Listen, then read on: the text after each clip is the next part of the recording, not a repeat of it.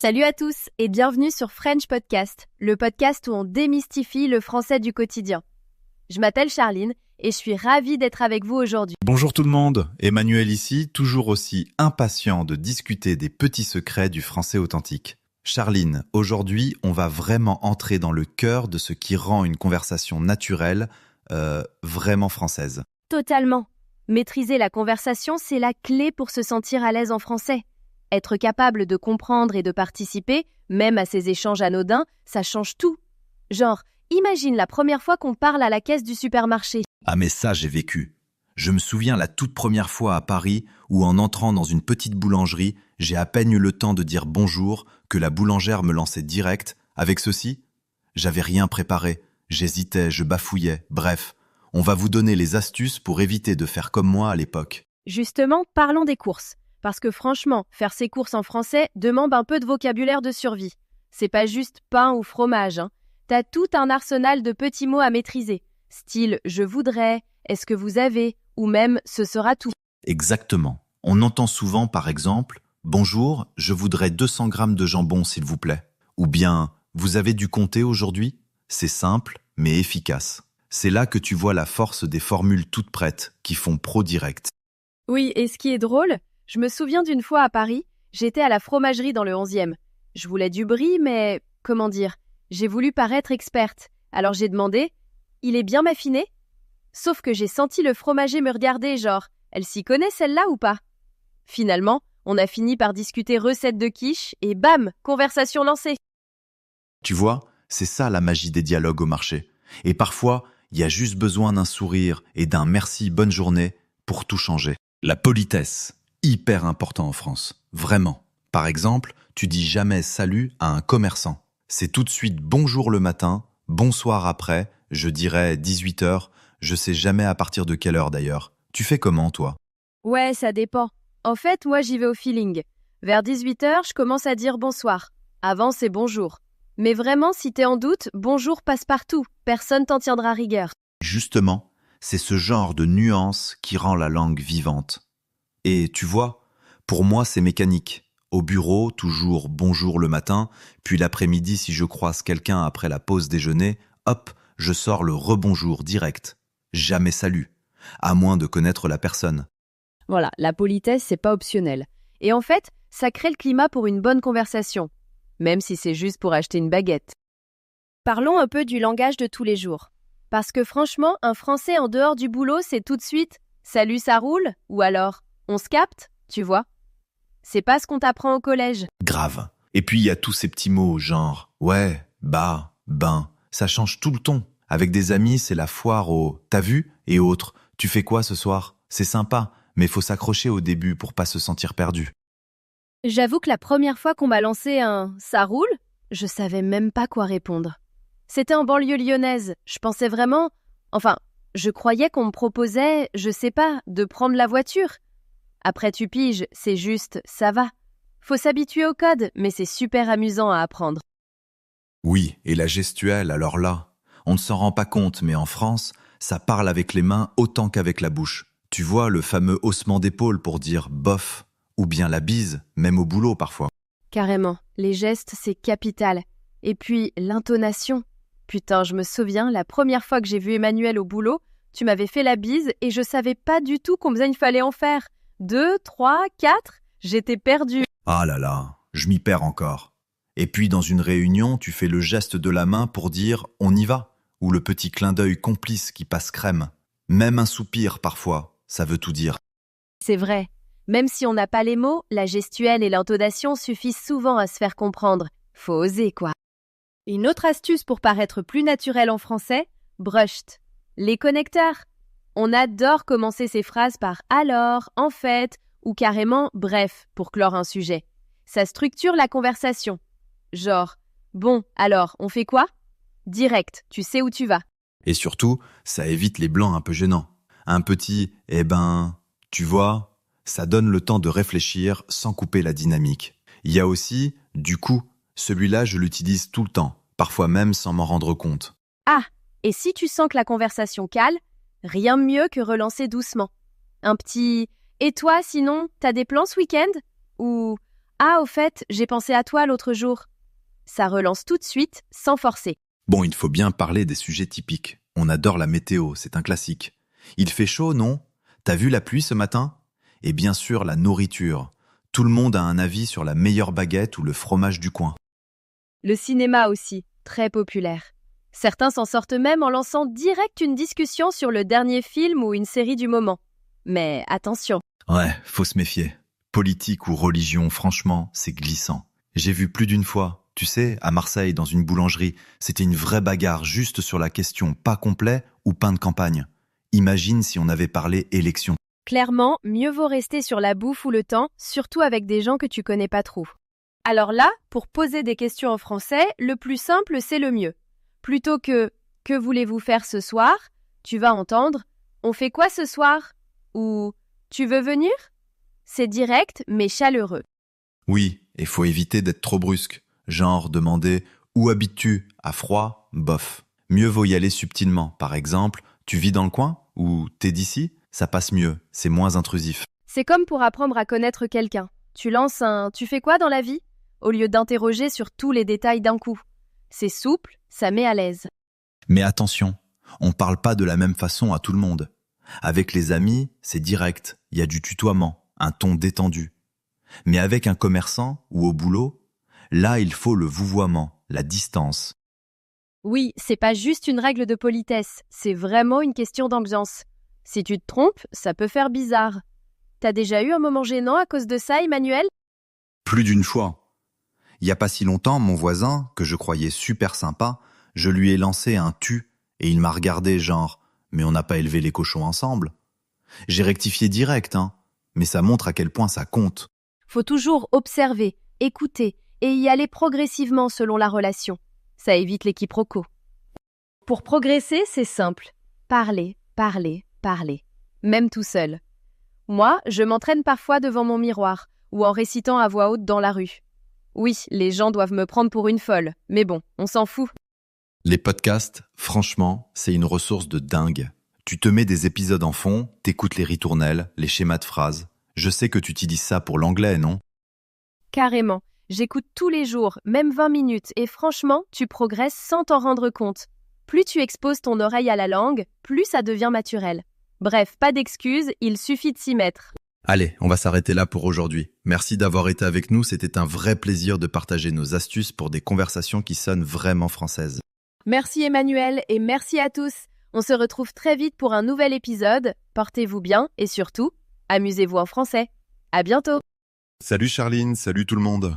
Écoute la deuxième partie de Podcast français. Bonjour et bienvenue. Alors aujourd'hui, on se lance dans une expérience un peu particulière. Oui, un peu différente. Notre source du jour, elle est minimaliste. C'est presque, on pourrait dire, un prétexte à la réflexion. C'est ça.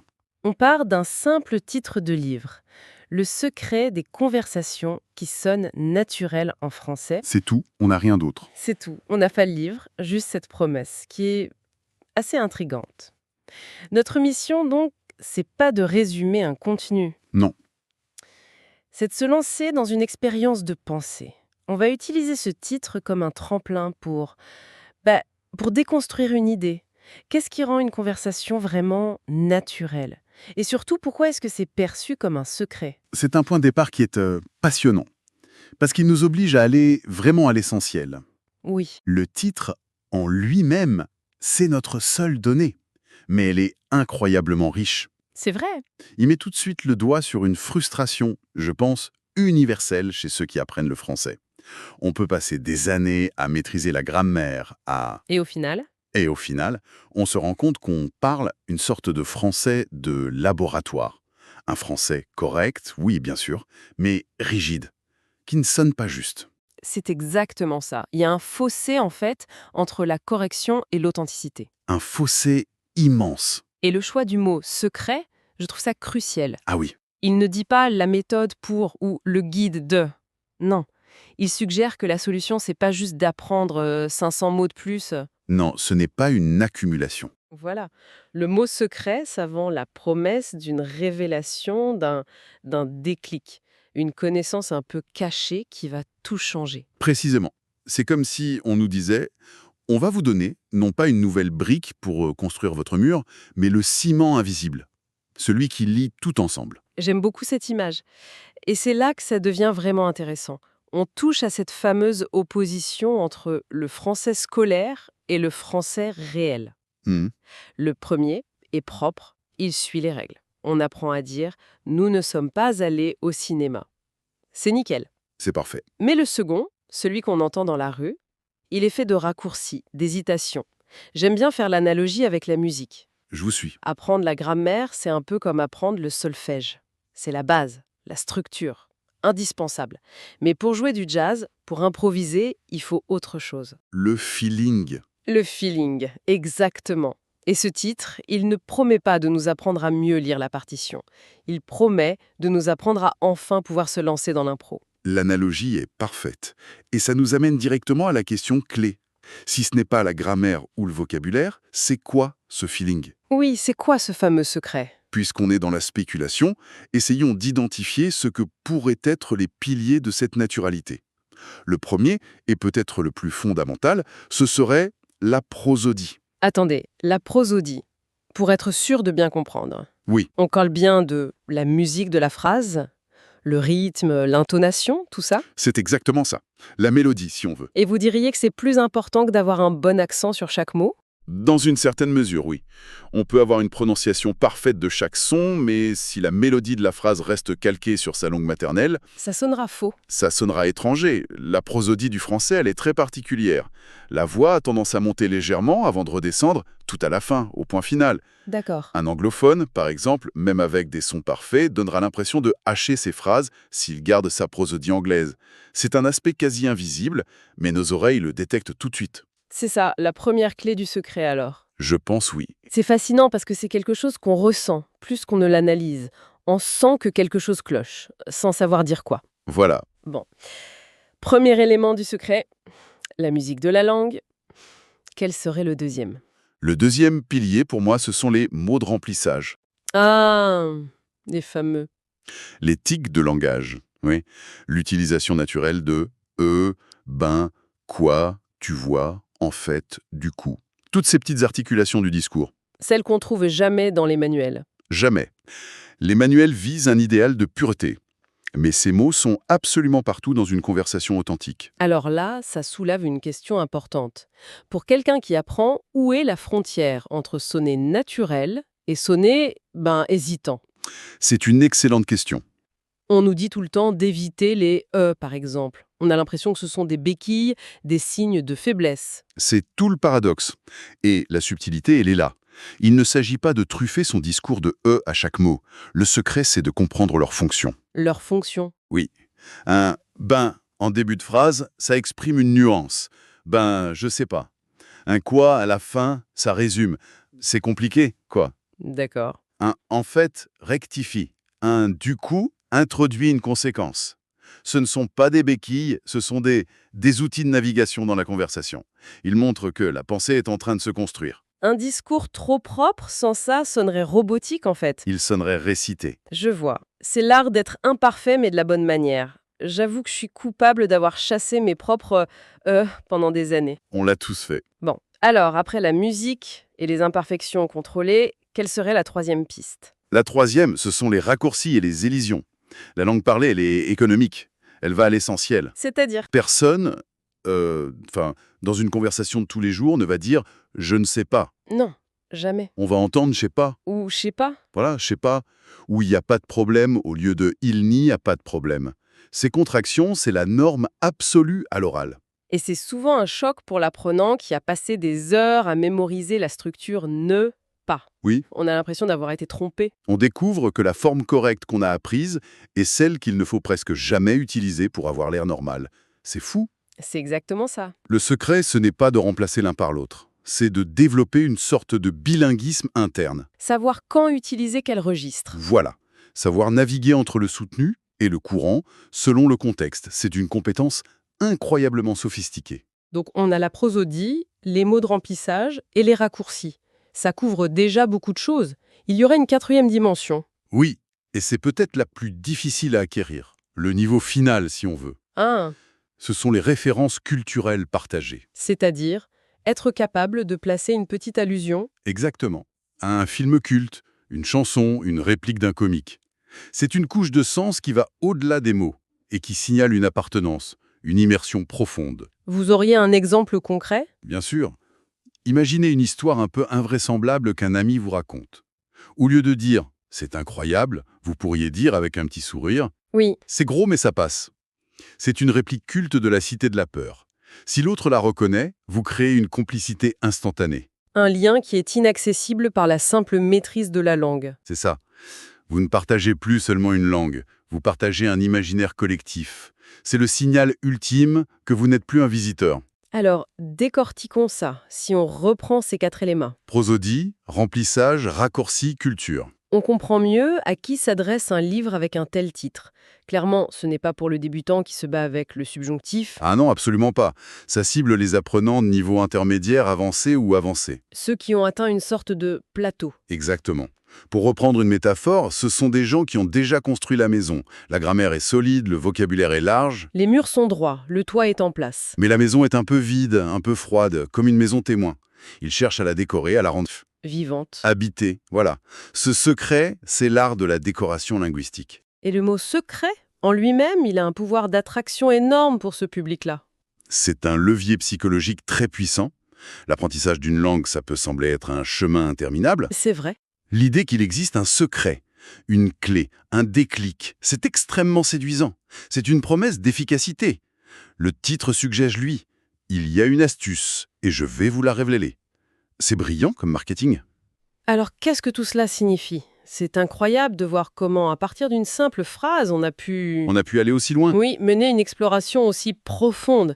Même sans avoir lu une seule page, ce titre nous a forcés à questionner ce que veut dire maîtriser une langue. Tout à fait.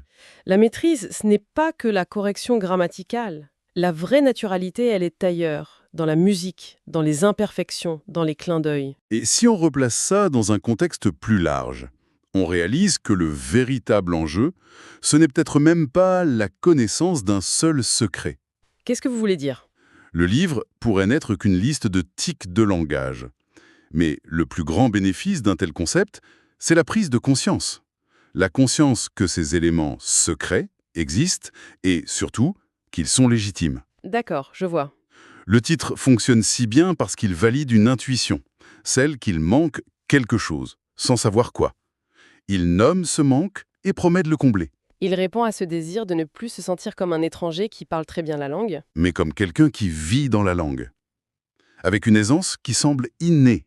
Notre source, ce simple titre, nous a donc mis sur la piste d'un secret à plusieurs facettes. Et ça nous laisse avec une dernière pensée pour nourrir la réflexion. On a exploré l'idée que ce secret pourrait être une série de techniques à acquérir. Ouais. La mélodie, les bons mots de remplissage, les raccourcis. Ouais. Et si le véritable secret, ce n'était pas une technique à apprendre, mais un état d'esprit à adopter? C'est une idée intéressante. La confiance d'être imparfaite, la permission de faire une pause avec un « e » bien placé, l'audace d'utiliser une expression un peu familière. Peut-être que le secret pour sonner naturel en français, c'est tout simplement de s'autoriser à être naturel en français.